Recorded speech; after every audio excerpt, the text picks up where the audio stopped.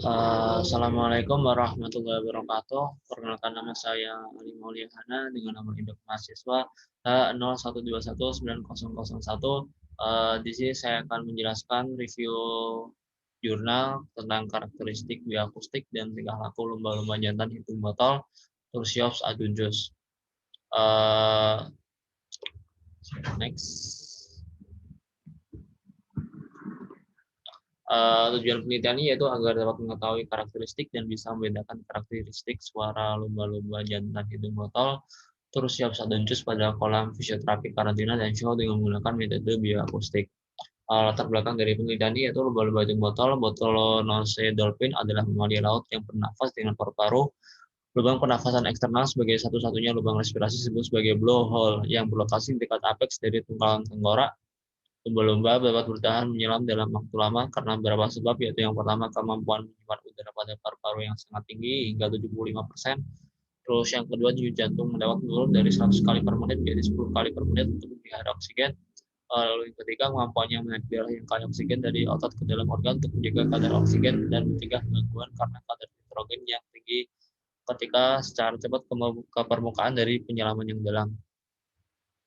Lumba-lumba menyimpan oksigen dalam darah sebagai hemoglobin dan otot sebagai mioglobin sehingga dapat secara mudah digunakan saat diperlukan selama respirasi sel. Selanjutnya yaitu metode penelitian. Metode penelitian ini menggunakan parameter lingkungan dan pengambilan video pergerakan pada lumba-lumba. Parameter lingkungan yang digunakan adalah suhu dan salinitas. Kedua parameter tersebut merupakan yang paling berpengaruh terhadap tingkat stres ikan. Pengukuran suhu air dalam akuarium dilakukan dengan memasukkan termometer Hg ke dalam akuarium. Salinitas diukur dengan cara menggunakan refraktometer dengan meneteskan sampel satu tetes air akuarium ke atas kaca refraktometer. Pengambilan video dilakukan dengan merekam saat sebelum makan dan sesudah makan. Karakter lumba-lumba yang dilihat yaitu aktivitas pergerakan dan aktivitas bersuara selama kurang lebih 5 menit. Hasil penelitian dari jurnal ini menunjukkan bahwa proses perekaman suara lumba-lumba dilakukan sebanyak 3 kali pengambilan data dengan parameter yang tadi itu suhu dan salinitas. Hari pertama, kedua, dan ketiga pada kolam karantina dengan waktu pengambilan yaitu sebelum dan sesudah lumba-lumba makan. Sebelum makan dilakukan pengambilan data yang menunjukkan besarnya nilai salinitas yaitu 30 ppm, sedangkan pengambilan data sesudah makan salinitas mengalami penurunan menjadi 29 ppm. Hal ini menyebabkan salinitas yang terjadi pada kolam karantina sudah terkontaminasi dengan faktor-faktor yang ada di sekitar. Begitu juga dengan hari kedua dan hari seterusnya. Selanjutnya yaitu suara itu merupakan hal yang penting dalam melakukan komunikasi untuk pertukaran informasi. Informasi yang dibawa dari sinyal-sinyal suara menjelaskan mengenai keadaan bahaya mengancam, keadaan agresif untuk menakuti musuh, atau panggilan peminangan, atau istilahnya itu reproduksi.